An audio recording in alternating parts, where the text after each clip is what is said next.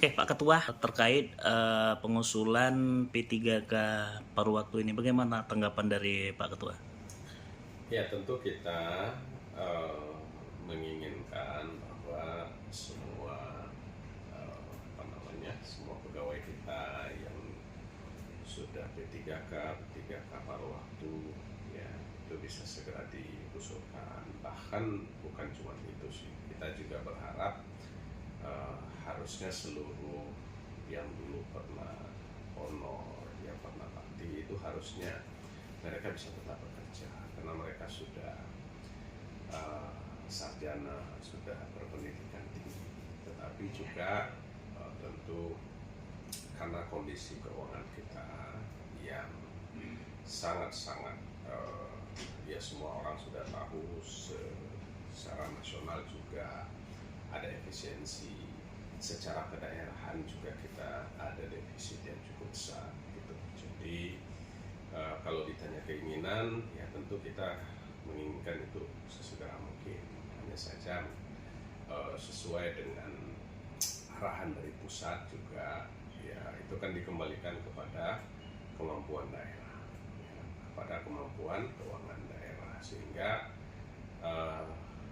ya tenaga-tenaga honorer yang mungkin sudah bisa masuk kategori paruh waktu, ya itu akan kita usulkan sesegera mungkin, ya.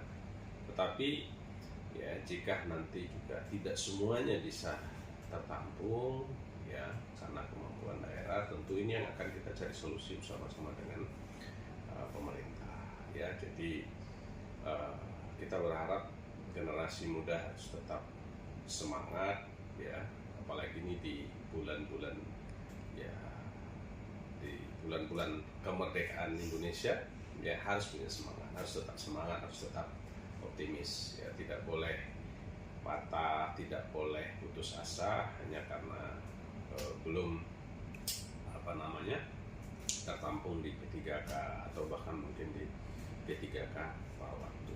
Kita berharap di tahun-tahun ke depan ini keuangan kita bisa lebih baik lagi, sehingga peluang-peluang pekerjaan juga bisa lebih terbuka. Dan tentu tidak hanya di kantor, ya sekarang daerah kita ini sedang menyemangati, sedang menggalakkan untuk bisa membuka lapangan kerja yang lebih baik lagi. Bahkan Presiden juga sudah ada Brigade Pangan, ya sudah ada Koperasi Merah Putih. Itu semua adalah akan membentuk lapangan kerja. Jadi saya kira ke depan insya Allah akan lebih banyak peluang insya Allah. Oke, terkait anggaran, otomatis kan gaji, apakah sudah ada tersedia di pemerintah Kabupaten Simelu? Kalau untuk saat ini memang ini masih dihitung, ya kemampuan kita, karena memang ini masih sangat-sangat terimbas, ya dari defisit kita.